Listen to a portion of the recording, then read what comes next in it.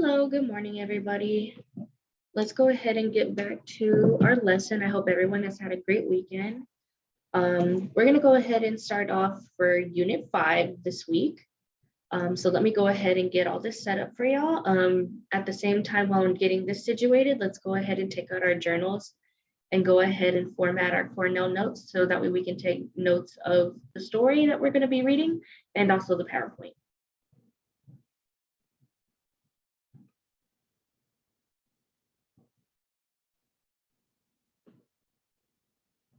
Alrighty, so what we have here is we're going to be starting Unit 5, and as you can see, it's going to be over Sandra Cisneros and Women Hollering Creek.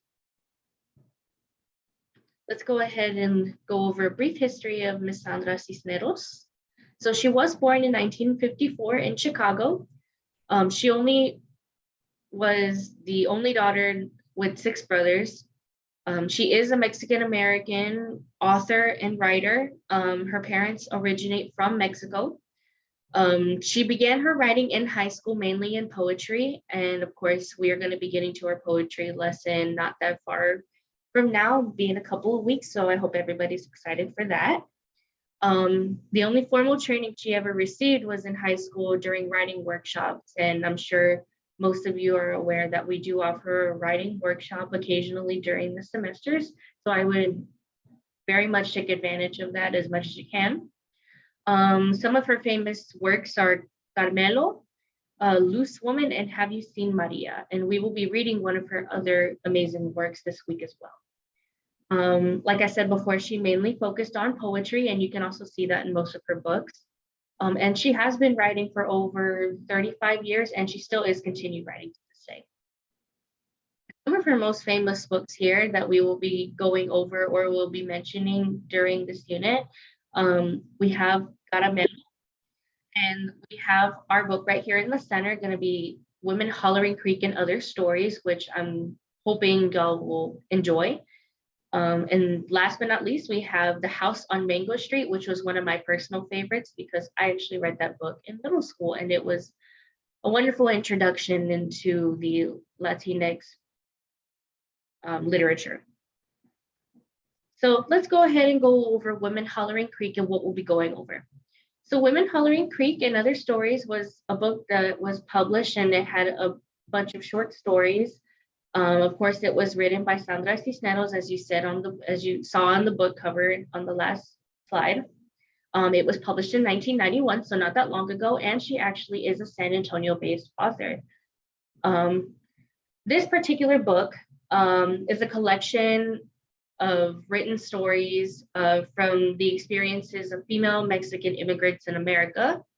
And Cisneros also wrote the story to appeal to the soft and emotional side of the readers, which we'll be getting into shortly with this one story we'll be reading. So the objective for our unit will be to respond to the literary text through discussions, presentations, and by identifying ourselves in the material being presented. So we will be going ahead and getting into one of these stories that we'll be reading out of the book. Hopefully we'll be able to touch base on some of the other stories, but for now we're going to be just mainly focusing on the one that I'll be presenting to you today. And if you do have any questions, make sure to put them in your Cornell notes and make sure that you're following along. Moving on to our goals for this unit. As you know, we always maintain a set amount of goals every single unit. And so for these goals for this unit, we'll be learning to identify ourselves within literature. We'll be learning about Latinx writers through their background and their works, as we just did not too long ago. Plus, we'll be getting to know a little more about Sandra Cisneros in a little bit. And to assess the experience of the narrator in the story and the message being told to the audience, which is us, of course. So with that being said, let's go ahead and get into our books. I went ahead and sent y'all a PDF of the story that we'll be reading in your work files for this week. So let's go ahead and open that up and let's get to it. Give me 1 second and I can go ahead and share it with y'all in case y'all's PDF isn't working.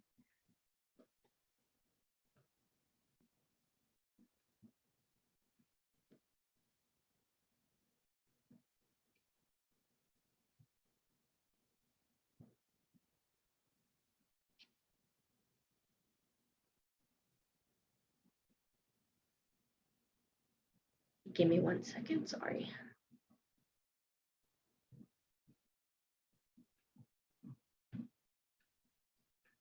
Alrighty, friends, we got that up already. So let me go ahead and share the screen with y'all. And if y'all do have any questions, don't forget to email me about the story and also put it in your Cornell notes.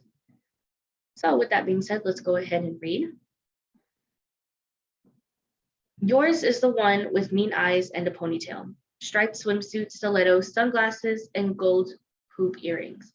Mine is the one with bubble hair, red swimsuit, stilettos, pearl earrings, and a wire stand. But that's all we can afford, besides one extra outfit apiece. Yours, red flare, sophisticated A-line coat dress with a Jackie Kennedy pillbox hat, white gloves, handbag, and heels included. Mine, solo in the spotlight. Even elegance in black glitter strapless gown with a puffy skirt at the bottom like a mermaid tail. Formal length gloves, pink chiffon scarf, and mic included. From so much dressing and undressing, the black glitter wears off over her titties stick out. This and a dress invented from an old sock when we cut holes here and here and here. The cuff rolled over for the glamorous, fancy-free, off-the-shoulder look. Every time the same story. Your Barbie is roommates with my Barbie, and my Barbie's boyfriend comes over and your Barbie steals him, okay? Kiss, kiss, kiss. Then the two Barbies fight. You dumbbell, he's mine. Oh no, he's not, you stinky. Only Ken's invisible, right? Because we don't have any money for a stupid-looking boy doll when we'd both rather ask for a new Barbie outfit next Christmas. We have to make do with your mean-eyed Barbie and my bubblehead Barbie in our one outfit apiece, not including the sock dress. Until next Sunday when we are walking through the flea market on Maxwell Street, and there, lying on the street next to some tool bits and platform shoes with the heels all squashed, and a fluorescent green wicker waste basket and aluminum foil and hubcaps and a pink shag rug and windshield wiper blades and dusty mason jars, and a coffee can full of rusty nails. There, where? Two Mattel boxes, one with the career gal ensemble, snappy black and white business suit, 3/4 length sleeve jacket with kick pleated skirt and sleeveless shell, gloves, pumps, and matching hat included. The other is Sweet Dreams, dreamy pink and white plaid nightgown and matching robe, lace trimmed slippers, hairbrush, and hand mirror included. How much? Please, please, please, please, please, please, please, until they say okay.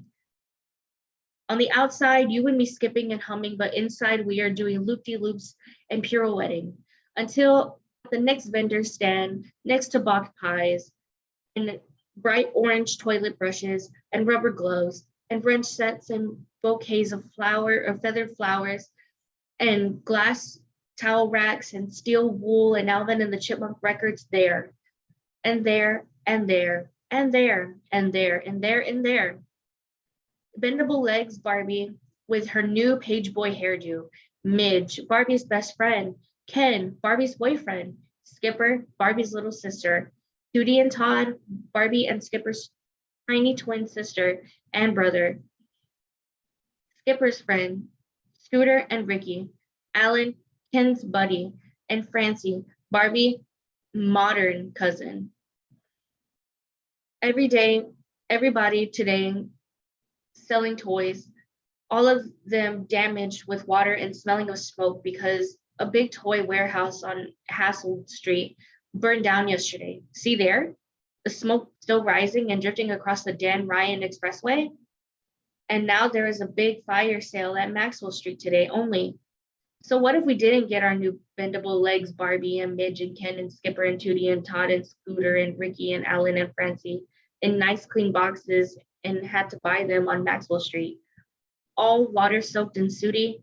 So what if our Barbies smell like smoke when you hold them up to your nose even after you wash and wash and wash them? And if the prettiest doll, Barbie's modern cousin Francie, with real eyelashes, eyelash brush included, has a left foot that's melted a little. So if you dress her in the new prom pinks outfit, satin splendor with matching coat and gold belt, clutch and hair bow included. So long as you don't lift her dress, right? Who's to know? All right, my friends. I hope you enjoyed that story, which we will be dissecting it a little more and analyzing the story as long as we keep going over our unit for this week. Let me go ahead and share with you the screen again. With that being said, I know we're kind of cut short today. So let's go ahead and finish up our lesson so we can let y'all get to y'all's projects. I know y'all are excited for a new project, and I am too, because I know y'all been bugging me for a new creative project. So with that being said, let's go ahead and go over the more important things. So of course, like we do every unit, we have some essential questions that we'd like to focus on. The first one is, how can we relate this story to our real life experiences?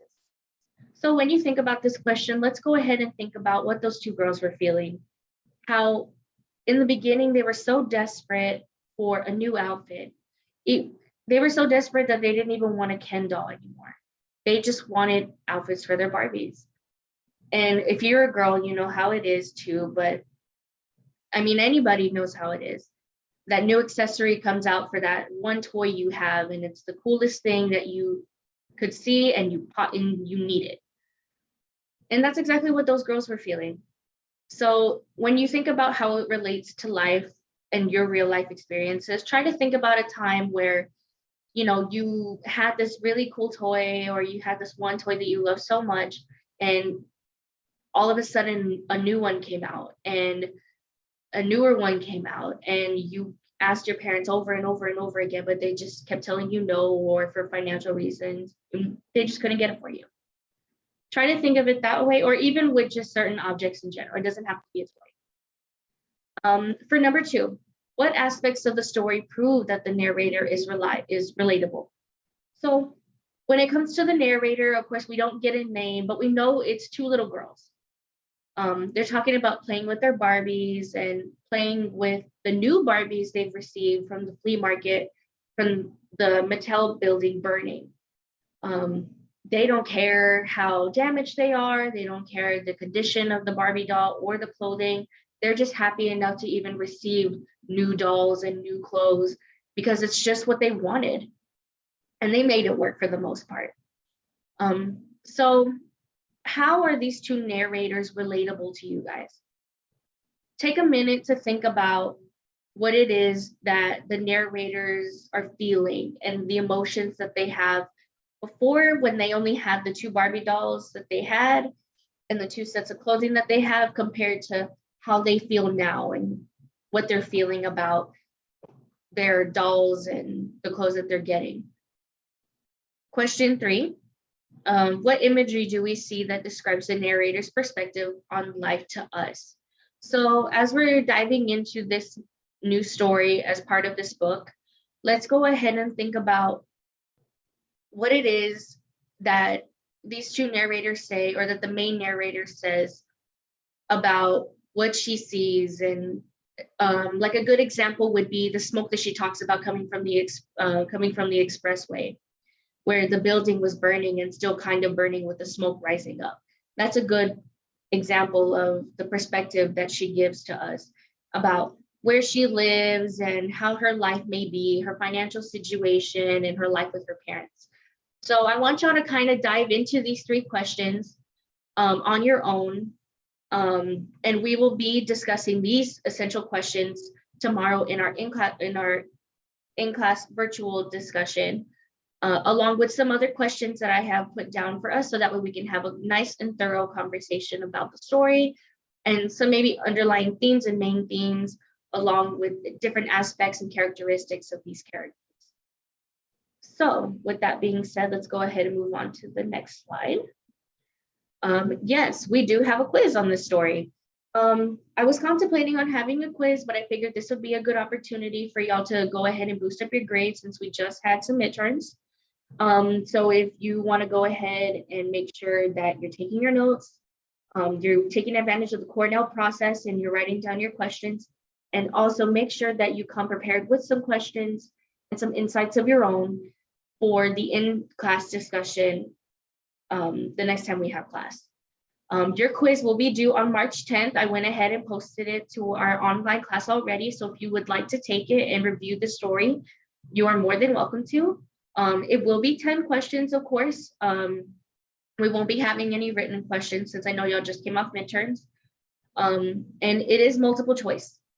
So go ahead and take a look at the quiz, and then also read the PDF once again and go over your notes. If you would like to take the quiz after we have our in-class discussion, that is completely fine. If you want to turn it in before that, it is completely fine as well. Just as long as you turn it in or by March 10th, by our regular end of day time, which is 11:59 p.m. And of course, no unit is not complete without any homework. So for our homework assignment, it'll be due on March 11th. Your assignment, I went ahead and did something a little simple, but it's to get your creative juices flowing again. I know we haven't touched base on any creativity projects in a while, and so I wanted to take this and kind of turn it into an artistic project. Originally, I was just going to have y'all write a narrative essay as we've been practicing, and do a 3-page one about, how the story relates to your own life and an experience that you can relate to with the narrator. However, I went ahead and cut it short, so we're going to be doing a 1-page narrative essay. I would like you to include textual evidence to go ahead and show proof and in comparison to your real life experience and what the girls were feeling in the book as well. I would like to see that comparison and be noticeable that I will take off some points if there isn't textual evidence. So please go through the story once again, make sure you highlight and take notes and use your notes to help build your essay.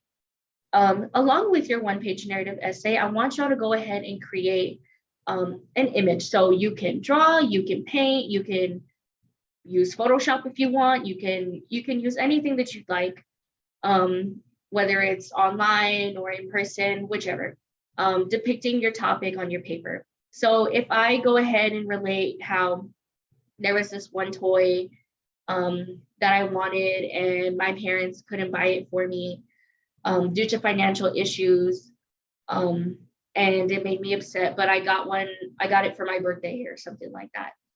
And how it would relate to the girls and their experience, how they were stuck with only the little bit of toys that or the little bit of Barbies that they had and the accessories. And then, oh my gosh, this miracle happened where they found all these Barbies and all these clothing items. Even though it was a little different, they were still grateful for what happened and grateful that they received the things that they did. So you can do something like that. And then you can do, like I said, a drawing, painting, image, anything you want. To kind of put those two together on paper and in a beautiful crafted image. If you do use any sources, be sure to use MLA format, but also go ahead and make sure that the whole entire essay will be MLA format. Go ahead and you'll only have just one citation and it'll just be the book itself. So make sure that we go ahead and do the MLA format as well. And what did I say the last time? I said that make sure to have the line hanging when you're going to do the works cited page at the end. And if you have any questions on that, if you have any questions about the MLA format, please reach out to me as soon as possible so that way I can be able to help you before you turn in your work. I will be available from 8 in the morning to 4 p.m. as far as emails. And then if you send me an email late at night, I'll be able to answer you in the morning as well. So go ahead and send me those questions, concerns, suggestions, any of those things before you go ahead and submit. And then of course we have a chance for extra credit, like I said before. So you'll be having an extra credit assignment. This is optional, it is not mandatory. What I will have you do is go ahead and present your 1-page narrative essay to the class along with the image that you created. So you can go ahead and share if you make a digital image, go ahead and share it with me via email, aside from submitting it into the submission box. So that way I am able to share the screen and share your image that you created with the class so that way they can see your image and hear your essay at the same time. You will receive an extra 5 points on your unit quiz if you go ahead and do the extra credit. Like I said before, completely optional, but it's not mandatory. So with that being said, thank you so much for joining me today. We'll go ahead and continue with this story in our next class. And we will continue on with our in-class discussion, and we will complete those essential questions first thing when we start the discussion. And afterwards, I will have a load of questions that I would like to ask y'all and get feedback from the story and what you have taken away from it. Also, be sure to bring your own questions, and I would like everybody to at least bring in 3 insights from the story that they would like to say. Please email me if you would like to see the questions beforehand for the discussion online, so that way you know what I will be asking. Or I'll go ahead and send it to y'all so that way y'all can see the questions I'll be asking, and you can do your own research and own answers to those questions. That is not mandatory. If you would like to just do it to be prepared, that'd be great. So let me go ahead and stop sharing. And remember that all these resources will be located in your file on the on our class online on our class page. So if you need to access any of these resources, or any of these resources not working for you and you need a little extra help, we can definitely set a time to have like a tutoring session if that's needed. So just be sure to reach out to me, and I will definitely be sure to help you out as much as possible. Everyone have a good day, and thank you.